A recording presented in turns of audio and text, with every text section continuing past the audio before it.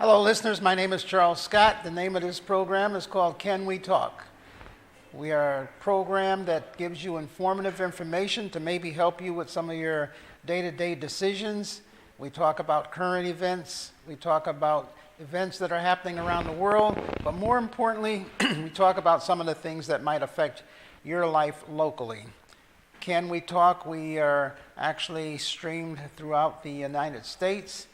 But today I want to talk locally to some of the listeners and some of the viewers out there about a subject that I had started talking to you about last week, which is credit. So sit down for a little while, listen to this informative information. We're going to sort of continue on about some of the topics that we talked about last week. Again, my name is Charles Scott. I am the broker and owner of Tri-State Realty. And what I've found is that in my dealings with customers and clients, that credit is a big factor of everything that we do in life and everything that we want to accomplish and buy or sell or even get an apartment, insurance, whatever it may be. Credit is a big factor in that. So that's why I want to gear some of my talk today about what you need to do to inform yourself as far as how you can improve your credit, but more importantly, how credit works.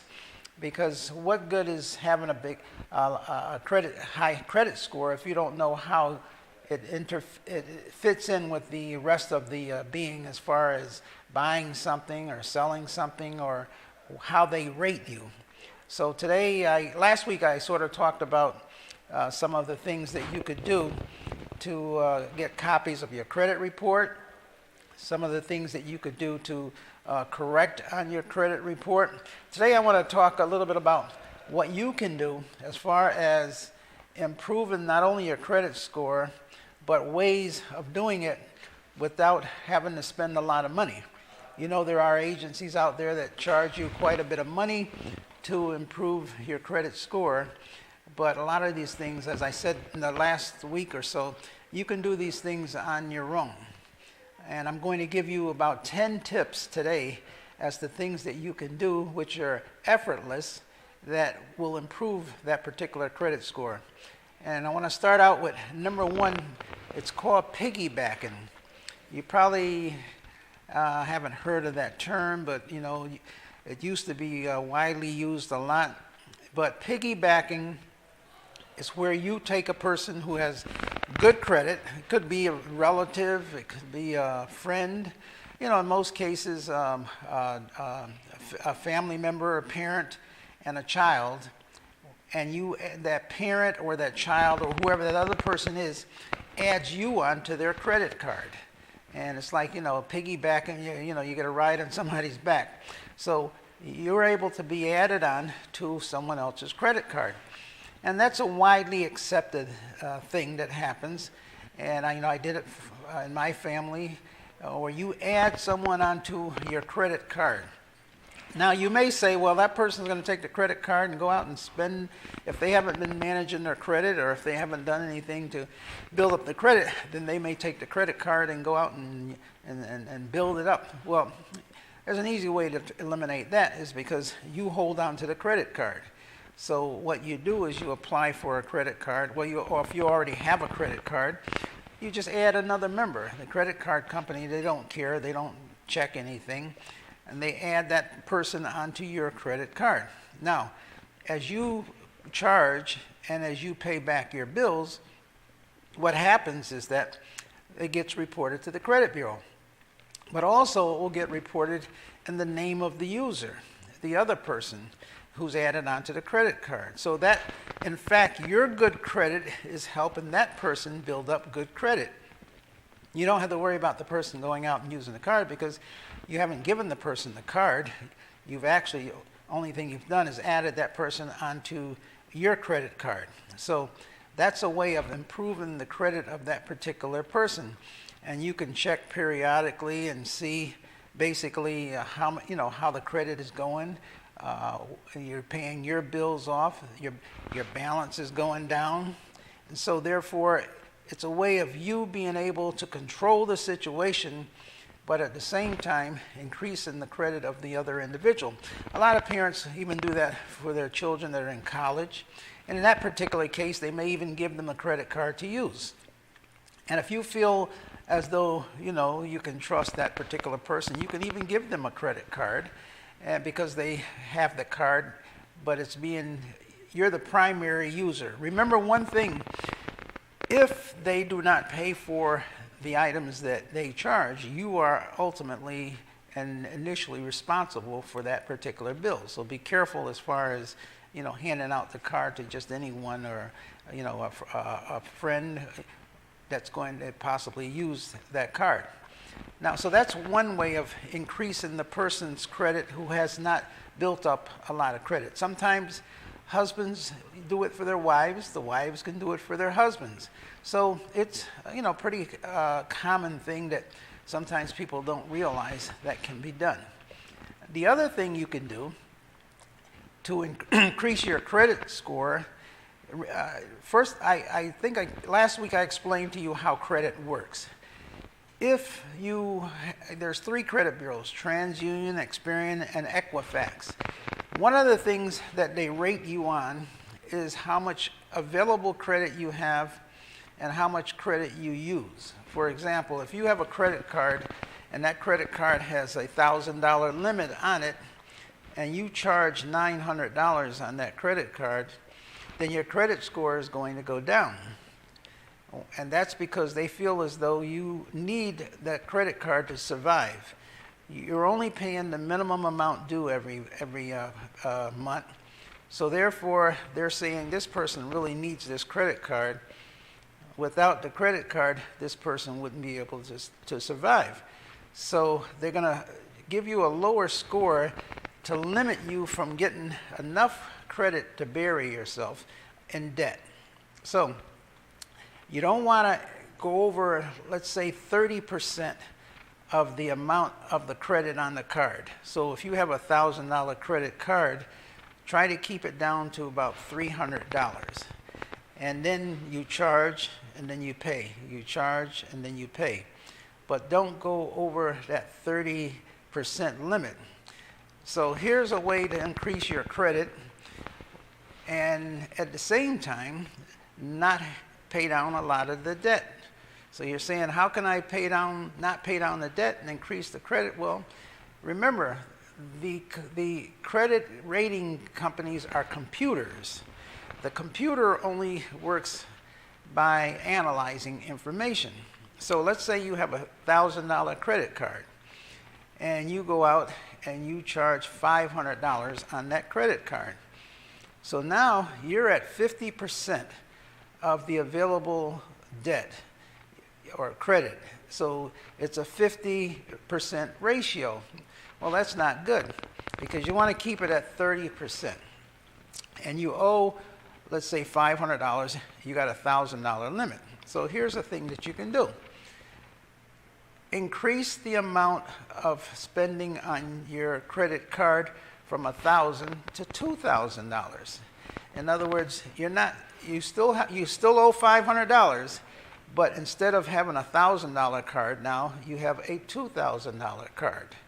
So what's that do to the computer? The computer is saying, okay, this person has a $2,000 card and they owe $500. So therefore, the amount of debt that they owe is 25%. So now you're good.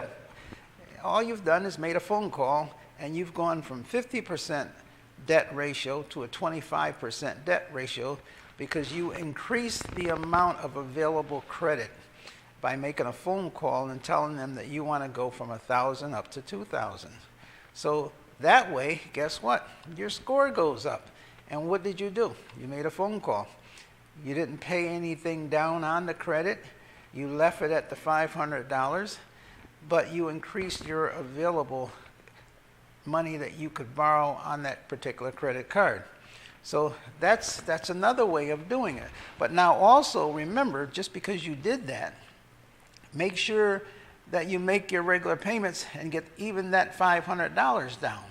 So now that's going to increase your credit score even more. Remember, most people, that they say they have bad credit, it's usually around 580, 590. And to buy a house, you need 620 or 640. So you don't need a tremendous amount of points to boost in order to qualify for certain things. But you have to know how to get those points based and boost them up, or you're going to stay in the same rut that you're already in. So every little point counts. So if you get another 10 points here, 20 points here, 30 points there, and they keep adding up, the next thing you know, you've got 100 points added onto your credit score. So these are some of the things that you want to do. The other thing I want to warn people about is this, and sometimes you can't help it, but let's say you have a light bill. You know, the public utilities, light bill, you've got, United Illuminating, you've got Eversource.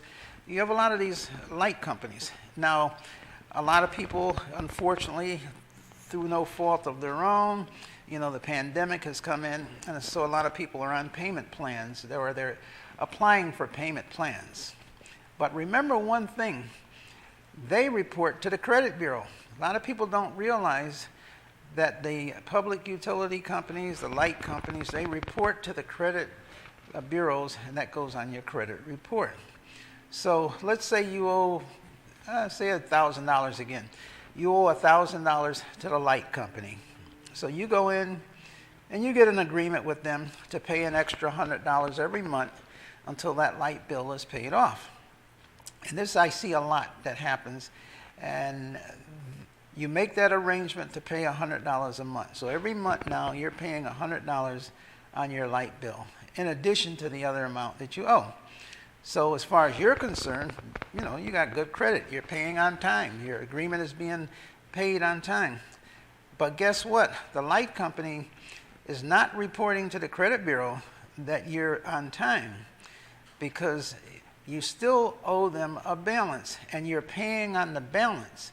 Even though you're paying on the current amount, you're still paying off a debt that is behind. So until the entire thing is paid off, including your present bill and the balance, they're still going to report to the credit bureau that you are behind on your bill. So if it takes you a year to pay off the old bill, then for 1 year, they're still reporting you as being delinquent, even though you consider yourself paying on time for that current bill. And sometimes people don't realize that, because sometimes you may get the money and be able to pay off the bill, but you say, oh, why pay it off when I can just pay monthly? And they're still, looking at me as good credit. That's not true. Even though you're paying it on time, they're not reporting as everything being paid on time. So just want to let you know that that's one of the things that you have to worry about and be considerate about. There's other things too. Let's say, for example, you want to build up your credit. A good way of building up your credit is through a credit union. Many people are not able to borrow money through banks or mortgage companies or whatever it may be, but they are able to access money from their credit union. The reason why a credit union will be more lenient with you is because the credit union, they look at your job history. So if you've been working at a company for 5 years, 10 years, or whatever it may be, the credit union is more apt to give you a loan because they know that it's coming right out of your pay. So it comes out of your pay, goes into the credit union.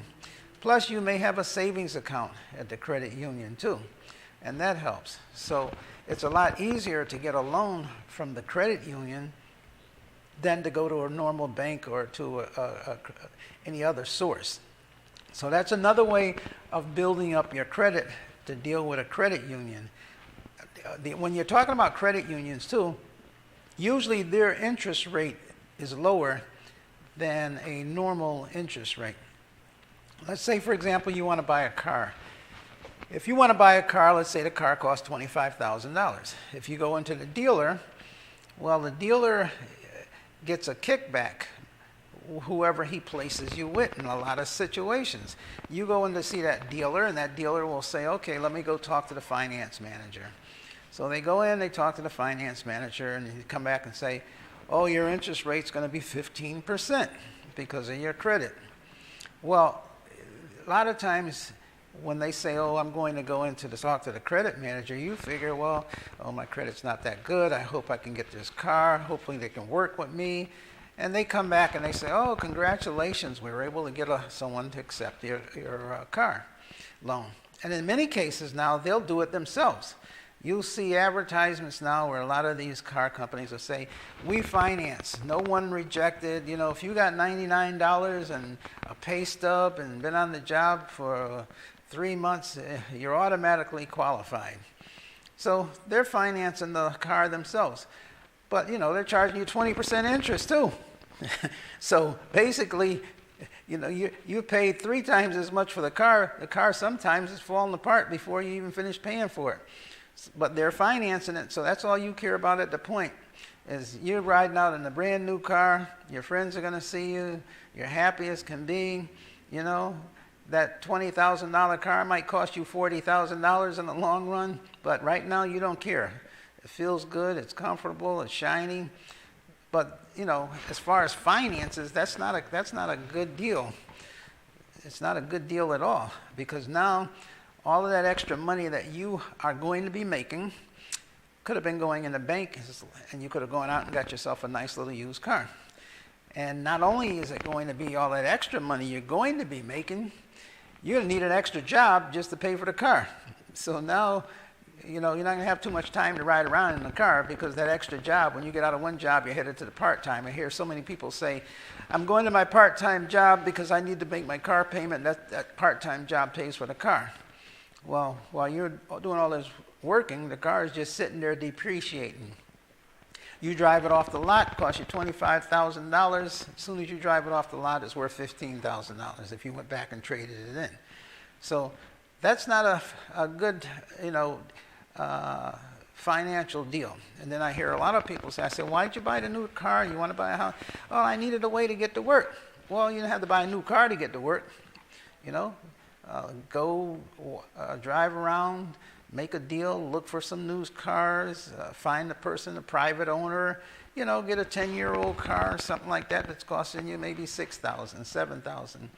You know, with the stimulus money and with your income tax, you might even be able to pay it off in full and have no car payment versus a $40,000 car payment with interest. This is how you create wealth. This is how you get ahead. You say, how do other people get ahead? Well, they don't constantly buy new cars and pay a lot of interest and a lot of debt. And the other thing you can do is, if you're looking to buy that car, after you figure out how much the car is going to cost you, go to your credit union and let them give you the money to buy the car, and now you owe the credit union. So the credit union, the interest might be 8%, might be as low as 4%, 6%, whatever it may be, not 20%. You know, you might have to fill out some more paperwork, but then again, the credit union is going to give you the money because they feel as though you're working there. Like you said, why'd you want to buy the car? To get to work. Well, hey, what better way than go to the credit union to buy the car to get to work? Because as soon as you go into work, and the credit union, those are the things they want to hear. They know that you're going to take that money from work and pay off the car. So I'm just giving you some things to think about. These are things that you know, buying a car, buying big ticket items, it's an emotional thing that people get wrapped up into, because they feel as though, oh, I can never own this, I can never own that. Then when they have the ability to get it, they feel as though I'm entitled to it. I work hard, I'm entitled to get this. But don't let that temporary happiness turn into misery when you start looking at those payments and start thinking it's not free. Anything that comes that easy, later on is when you make those payments. And, and now they've even extended the payments so you could pay for the car for 6 years. Used to be 3 years, then it was 4, then it was 5, now 6. You know, 6 years later, how much is the car worth? 6 years later, how many dents does it have in it? Have you had an accident? Look at the cost of the insurance. Look at the cost of the taxes. People don't figure out the total cost. You're buying a car, costs $25,000, $30,000, $40,000. Now, because it's new, you got to have full insurance. Before you had a clunker, you had an old car, all you needed was liability, so the liability only cost you, liability cost you maybe around $600 a year. Now you got a new car, you got to have collision, you got to have comprehensive, you got to have fire, theft, vandalism, all those coverages on there. Now instead of you paying $50 a month for insurance, you're paying $150, $200 a month for insurance and the car payment. So now you're up to $500, $600 a month paying for that car. And you're doing this all the way up until the car is paid for, because you can't take the insurance off until the car is paid for. So you figure out that. Look at another $200 to $300 a month for insurance. That comes to $2,400, $3,000 a year. $3,000 a year for 6 years, even if it's 5 years. That's $15,000 just for the insurance, not including the other $30, $40 for the car. So now you've actually spent like $50,000 for a car, and all of that period. Imagine if you had just got a used car, paid off your bills, got good credit, and bought yourself a house. Where are you going to be at 5 years later? Versus now, you still got the car, and you don't have the house, and you're still renting on top of it. So you see, it's a matter of how wisely do you spend your money. And it's not a rocket scientist situation. It's not something that you really got to go to college to figure out. It's simple math. You sit down and you say to yourself, you know, I'm just going to get a used car, go to work, save my money, pay off my bills, build up my credit. And then great things start to happen versus, you know, buying a new car to ride around. And, you know, why do most people buy a new car, big shiny car? For their friends, not for themselves. The other car is going to get you the same place that the new car will. Maybe the other car will break down a little bit more often, but then again, there's a lot of mechanics out there too. You're not going to buy a clunker. You're going to buy a car that's going to be in halfway decent that will get you back and forth to work. Because when you buy the brand new car, you're going to be working to pay it off, and you're not going to have time to ride it around in the first place. So these are some of the things that I wanted to tell you about. The other thing too is that if you have,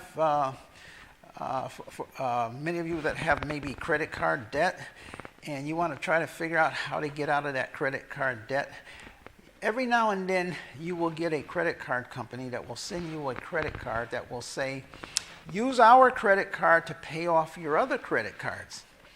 And for the first year, you'll have 0% interest as long as you make the payments on time. You know, that's a good deal. Let's say, for example, you have 4 credit cards that are charging you 18, 20% interest. And let's say you got $2,000 on each one of them. Now, you could take one credit card and put all of those credit cards onto that one credit card, or at least some of those credit cards, you pay them off with the other credit card. Now, it's easier than you think, because the credit card company that's going to give you money to pay off the other credit cards, they don't really see it as a risk, because you're already making the payments anyway. You're already paying 5 credit cards, so instead of paying 5 credit cards, you pay 1 credit card. And on top of that, it makes it a lot easier for you. You're not paying the high interest rates on all the cards. Let's say you're paying $25 on each one of those credit cards. So that's $100 right there. And let's say you're paying $25 on the other credit card. So that's $125. And that's just the minimum payments. So, and that's low. You know, normally it's a lot higher than that. It's usually like, and matter of fact, let's go up a little, because $25 on the credit cards isn't getting you anywhere. So let's say you're paying $50 on each one of those 4 credit cards. So now you're up to $200 that you're paying for those 4 credit cards. And you're paying on the other credit card. So now, by not having to pay on those 4 credit cards, you're going to free up $200 a month. But you still got to pay for the main one, because that main one paid off the other ones. But let's say that credit card, the main one, now you're only paying $100 a month. So what you've just done is you've just freed up $125 a month. And you haven't spent a penny. It's just how you look at things, how you create wealth. How do you maneuver things around for your benefit? And not many people are going to tell you what I'm telling you, especially your credit card companies, because they love it the way it is. No one's going to tell you anything that's going to not benefit them. They want and they encourage you to keep the credit cards. They want to see you make those payments. I'm just showing you simple things that you can do, and it's not costing you any money at all. It's just a way of being able to see and look down, and it's what they call it, no-brainer. You take that one credit card, pay off the other credit cards. The whole secret here, though, is this. Don't get fooled into thinking you got all of this, ready-built equity and wealth just because now the credit card's down, it's time for me to go back out and charge it up again. That's where the mistake comes in. And one of the things that peeves me off more than anything else is when people say, oh, I cut up my credit cards. They get me in trouble. How's a credit card get you in trouble? You get yourself in trouble. The credit card doesn't get you in trouble. The credit card is not a living, breathing person that goes out and charges stuff and hands it to you and now you're in trouble. No. It always upsets me that I cut them all up. You just defeated the purpose, because the purpose of building credit is by having history. They want to go back and see how long have you been paying on this card? How long have you been in good standings? So when you cut up all your cards, that's the last thing you want to do. Pay them down, but keep them and use them a little bit. Don't let the credit card control you. You control the credit card. You're in charge. Don't blame a piece of plastic for your future. So I hope I've been able to give you some information. As I said, it doesn't cost you anything to do the things that I said. It's just a different way of looking at things. That's why we're talking, and that's why we have this program, Can We Talk? So we can give you some information to help you, and share this information with your friends, and be able to tell them some of the things and have them tune in to see Can We Talk. Until next week, God bless. Thank you. Shalom.